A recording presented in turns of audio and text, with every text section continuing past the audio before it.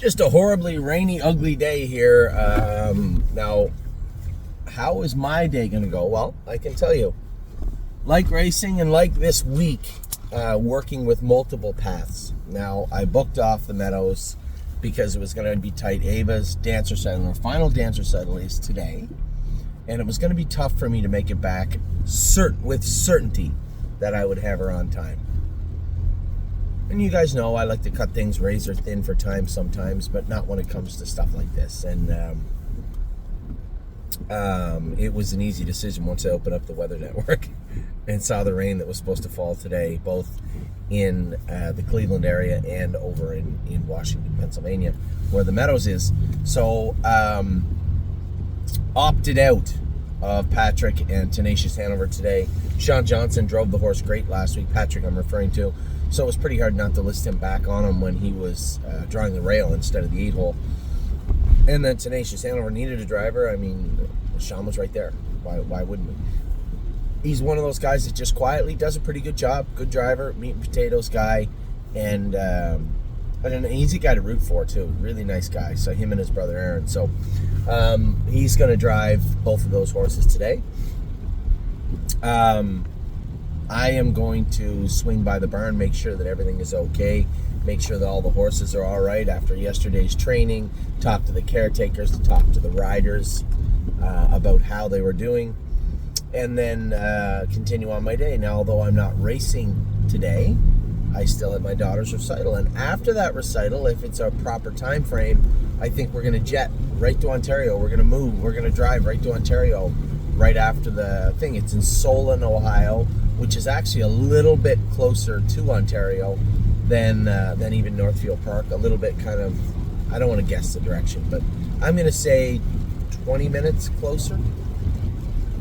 Just go up the street, go north up the street, jump right on the highway, and away you go. So that's my plan for today. Now, if the recital's a little bit late, we don't get done till 8:45 or something like that, then we'll just go home and leave early tomorrow for Ollie's baseball game. But I suspect we'll be able to get out of there. Ollie's team is winning right now. He played the first 4 innings, and then he subbed out for another young man. What did he have? A walk, a single, and a strikeout? No, walk was yesterday, the day before. He had a single, scored the first run, and a strikeout. No, a pop-out. A pop-out today, the third. So, it looks like they're on their way to a win in the first game of the tournament in Brampton. They play again at 2 o'clock this afternoon. I'll be on my way back to Ontario later tonight, hopefully with Ava, and then we'll continue to watch Ollie play on Sunday. Monday, I don't race until Monday night. I'm going to make my way back to Ohio either Sunday evening or early part of Monday. It might actually be Monday morning. We'll see how it goes. Now, enough of that.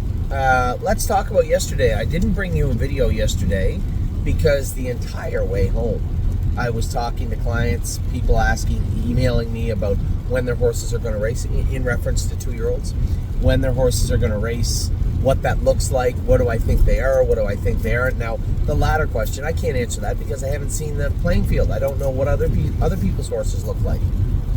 No idea. I was happy with our qualifiers. I spoke to James about yesterday. We qualified Steady Bolo and we qualified Simply Chaotic. I wasn't displeased with Simply Chaotic's mile, but I thought he shouldn't have got run down the way he did. Now, from 2:05 to 2 minutes and 4/5, big jump. And those are legit times because 2 minutes is the fastest he's ever been. So, what was James's take? Well, James's take was simple. He thought he was a little hot in the warm-up, a little hot in the mile, and he wasn't so certain maybe he didn't shut his air off. Okay?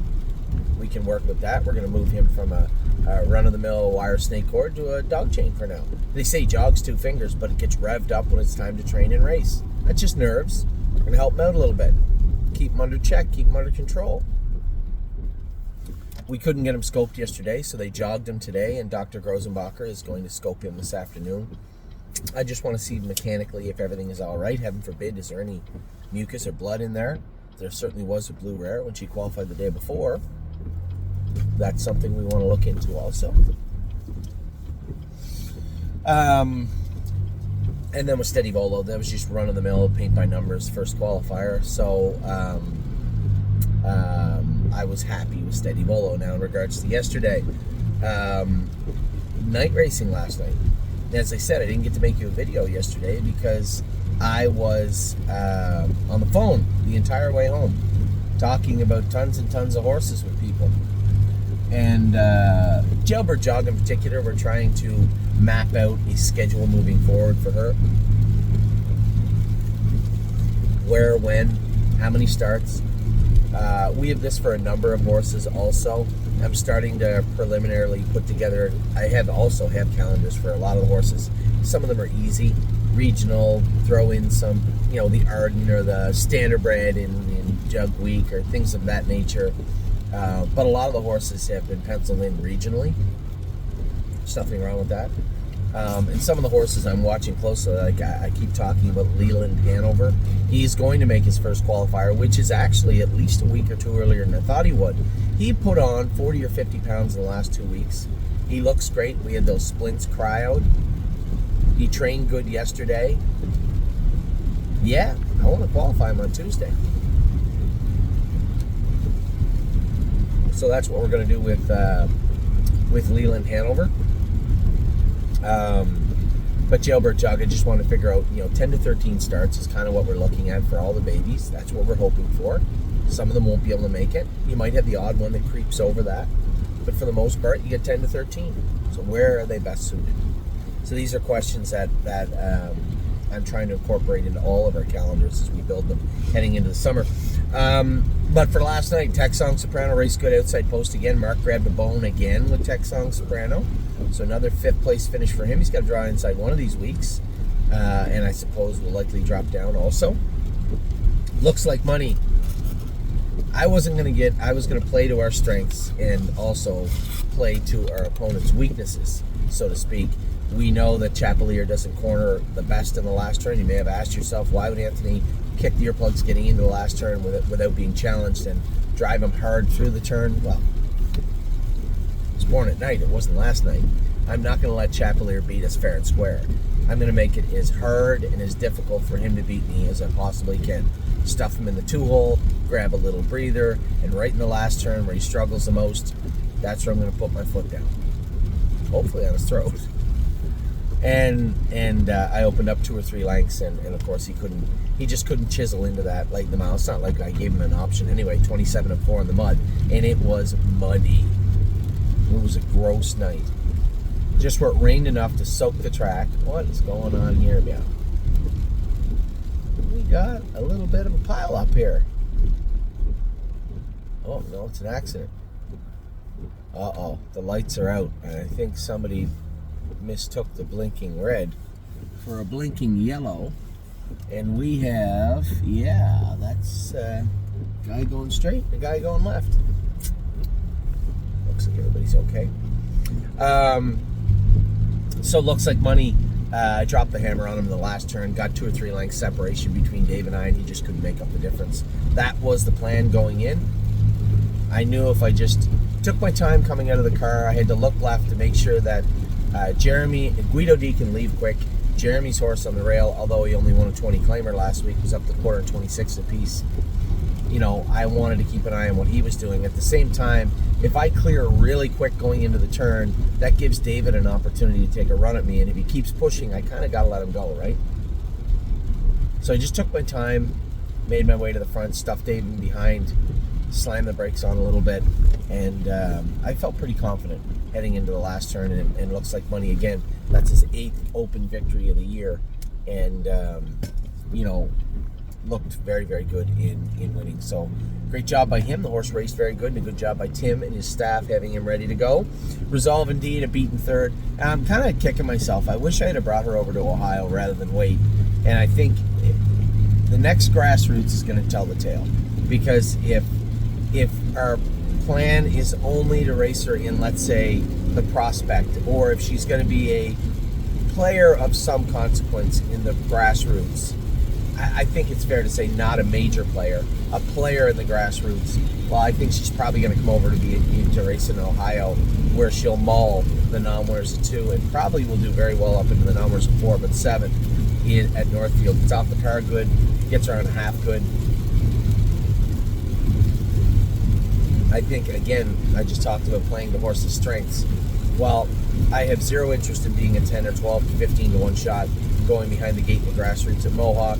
She was one of the favorites last night, but a beaten favorite at Grand River Raceway. Again, a 5/8 mile track now, and a much faster one. Probably trotted in 58. I think she could trot the same right here at Northfield, which puts her squarely into that non-winners of 4, but 7, up into where Freedom Hill and even the next class up, I think she could probably do in. They race for a lot more money over here than they do there, and we'll let it play out in this grassroots, but this grassroots will really ink the contract of where she's going to be racing the next 3 or 4 starts, I believe. If she gets beat up in the grassroots, she'll be on a truck to Ohio right away. If she's competitive in the grassroots, well, we'll look at her schedule and see if we can fit her in across the border at some point. But for right now, she's been racing pretty good. Let's see if she can continue to do so. Yo, Mister, 52-1 gets you an 8th in the Open now.